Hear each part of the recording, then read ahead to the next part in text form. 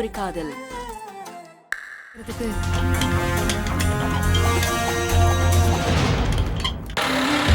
நீங்க ஸ்டாப் பண்ணுங்கண்ணே. அண்ணா கொஞ்சம் இருங்கண்ணே, நான் போய் பார்த்துட்டு வந்துடுறேன். சரிங்க சார்.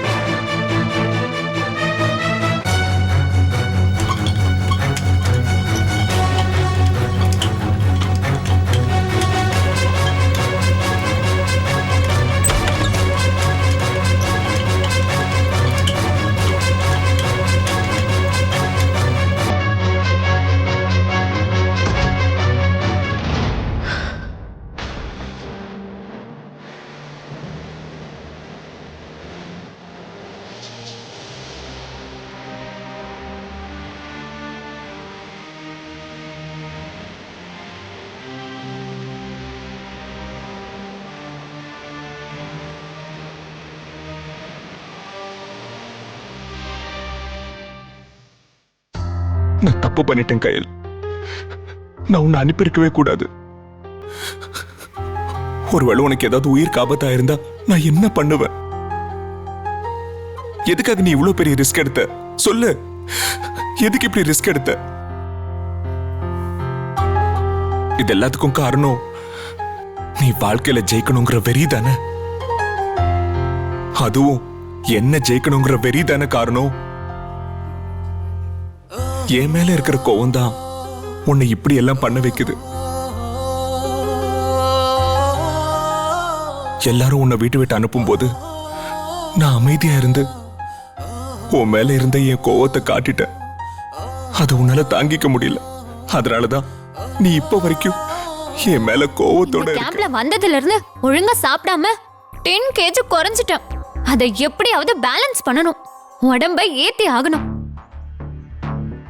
எனக்கு இங்க வந்து வெயில்ல ஃபுல்லா அலைஞ்சி முகமே கருப்பாயிடுச்சு எனக்கு. நான் ஊருக்கு போயிட்டு நல்லா கிரீம் எல்லாம் போட்டு முகத்தை பழைய கலருக்கு கொண்டு வரணும்.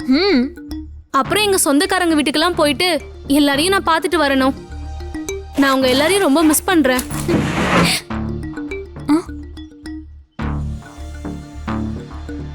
என்ன நிஷா, நாங்க லீவ் விட்டாச்சுன்னு ஜாலியா இருக்கோம். ஆனா நீ மட்டும் அப்செட்டா இப்படி உட்கார்ந்துட்டு இருக்க. ஓஹோ, லீவ் விட்டா ஊருக்கு போய் ஆகணும். லீவ் முடிகிற வரைக்கும் சூர்யா சாரை பார்க்க முடியாது. அதை நினைச்சு தானே வருத்தப்படுற? சூர்யா சார் பிரிஞ்சு போறோன்ற கவலை ஒரு பக்கம் இருக்கு. ஆனா அது மட்டும் காரணம் இல்ல. இந்த கேம்ப்ல நான் பி கிரேடுக்கு போயிட்டேன். ஆனா சி கிரேட்ல இருந்த கையில் ஏ கிரேடுக்கு போயிட்டா. அப்படின்னா அவ என்ன ஜெயிச்சிட்டான்னு தானே அர்த்தம். இதுல உனக்கு என்ன சந்தேகம்? அவ உன்னை ஜெயிச்சுட்டு எங்கேயோ போயிட்டு இருக்கா. உன்ன மாதிரி ஆளுங்கள என் கூட இருக்கிறதுனாலதான் நான் இன்னும் இப்படியே இருக்கேன். நீ ஒண்ணு பண்ணு, ஊருக்கு போயிட்டு நீ அங்கேயே இருந்துக்கோ, திரும்பி வந்துடாத. ஆமா, உண்மையை சொன்னா உனக்கு கோவம் வந்துரும். எனக்கு மட்டும் என்ன போலீஸ் வேலைக்கு போகணும்னு ஆசையா? ஒரு கம்ப்யூட்டர் இன்ஜினியர் ஆயிட்டு ஜாலியா ஏசில வேலை பார்த்து யாராலையும் செலவழிக்க முடியலன்னு அத அவங்களே 3 நாளா இல்லனா ஒரே நாளா சுருக்கிக்கிட்டாங்க. ஆனா அலங்காரம் சாப்பாடு மாதிரியான விஷயத்துல அவங்க மாறவே இல்லை.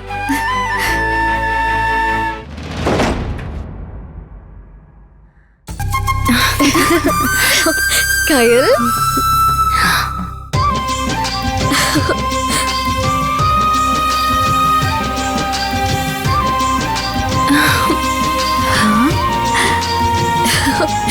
கயல் பிரியாவா இது? கயல், so cute. சாரில அழகா இருக்க பிரியா. என்னடி ஊருக்கு வரீங்க? ஃபோன் கூட பண்ண மாட்டீங்களா? பண்ணலாம் தான் நினைச்சோம், ஆனா வந்துட்டோம். வாங்கம்மா, நல்லா இருக்கீங்களா? நல்லா இருக்கோமா. ஏய் பிரியா, வந்தவங்கள முற்றத்திலேயே வண்ணிக்க வச்சு பேசுறது. ரூமுக்கு கூட்டிட்டு போமா. எங்கம்மா, இவ்வளவு இப்படி சேலையில பார்த்ததுமே நாங்களே எங்களை கொஞ்ச நேரம் மறந்துட்டோம். கையில பொம்பளை பிள்ளைங்க பாவடை தாவணி பாத்துக்கலாம். கல்யாண பொண்ணுக்கு ஸ்பெஷல் மேக்கப் போட்டு அசத்திடலாம். பொண்ணை பார்த்து மாப்பிள்ள அப்படியே மயக்கம் போட்டு விழுந்துடணும். ஏய் என்னடி காரியத்தையே கெடுத்துருவ போல இருக்கு. மாப்பிள்ள மயக்கம் போட்டு விழுந்துட்டு அப்புறம் தாலி யாரு கட்டுவாங்களா?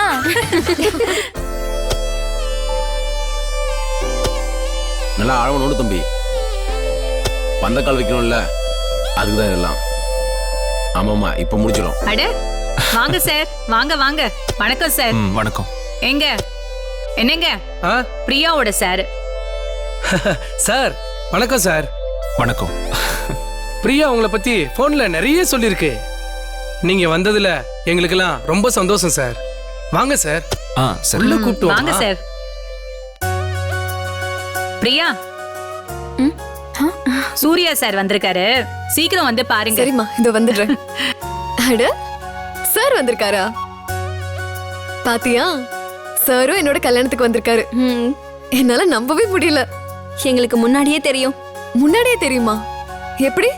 நாங்க ஊர் சுத்தி பார்க்க போன இடத்துல வழியிலேயே அவரை பார்த்துட்டு தான் வந்தோம். அப்புறம் ஏன் என்கிட்ட சொல்லவே இல்ல? சரி வாங்க போய் பார்க்கலாம் அவரை. சரி வா, உனக்கும் ஏதாவது டாஸ்க் வச்சிருந்தா வச்சிருப்பாரு. மாட்டியா? அவர் வரட்டும், அறிமுகப்படுத்துறேன். ஆமாண்டி, அதுக்காக நம்மளெல்லாம் மாப்பிள்ளை வீட்டுக்கா கூட்டிட்டு போய் அறிமுகப்படுத்த முடியும்? அவர் வந்தா தானே அறிமுகப்படுத்த முடியும். கொஞ்சம் பொறுமையா இருங்க, மாப்பிள்ளை வராமலேயேவா போயிடுவாரு. அப்புறம் என்ன, ஆக வேண்டியது கவனிக்க வேண்டியது தானே. ஆக வேண்டியது என்ன இருக்கு? மஞ்சள் தண்ணியை ஊத்தி விளையாட வேண்டியதான் சந்தோஷமா. அப்ப ஆரம்பிக்கலாமா? அப்போ வாங்க மாமா, நீங்களும் கலந்துக்கோங்க. யாரு? நானா? மஞ்சள் தண்ணி ஊத்தி விளையாடுற வயசா எனக்கு? எல்லாம் ஆடி அடங்கியாச்சு. இனிமே எந்த பொண்ணு மேல நான் மஞ்சள் தண்ணி ஊத்த போறேன்? இனி யார் மேல மஞ்சள் தண்ணி நான் ஊத்த போறேன்? இதெல்லாம் நீங்களே ஊத்தி விளையாடுங்க. நான் வீட்டு வரைக்கும் போயிட்டு வரேன். என்ன மாமா நீங்க இப்படி சொல்லிட்டீங்க? நீங்க மஞ்சள் தண்ணி ஊத்தலன்னா என்ன, நான் உங்க மேல ஊத்துறேன்.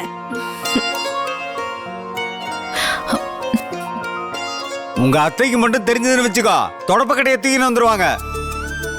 அவங்களோட உன்னால மல்லு கட்ட முடியும்னா சொல்லு, நீயா நானான்னு ஒரு கை பாத்துருவோம்.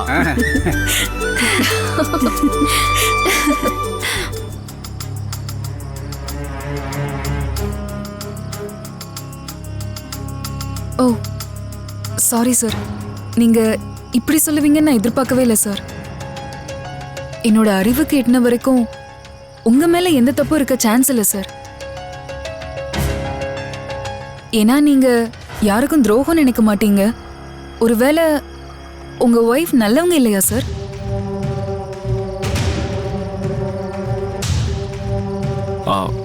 நோ அப்படியெல்லாம் ஒன்றும் இல்லை.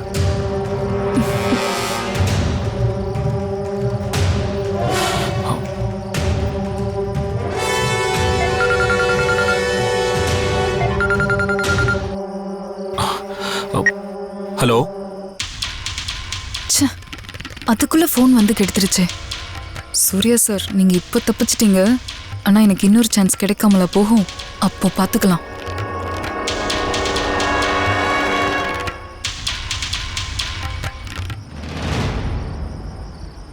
டேய் ஓடா. என்னடா டேய், எதுக்குடா எல்லாரும் தூங்குனதுக்கு அப்புறம் வெளியே கூட்டு வந்து என் உயிரை வாங்குற? ஏன் எதுவும் ஆளை பத்தி கவிதை எது சொல்ல போறியா என்ன? கவிதைலாம் சொல்ல உன்னை கூட்டிட்டு வரலடா. முன்னாடி சாப்பிடுற பாயாசம் இல்லைன்னா எப்படி? அதனால பருப்பு பாயாசமா இல்லாம ஒரு பால் பாயாசம் இல்லனா பாதாம் கீர் போட்டுருங்க.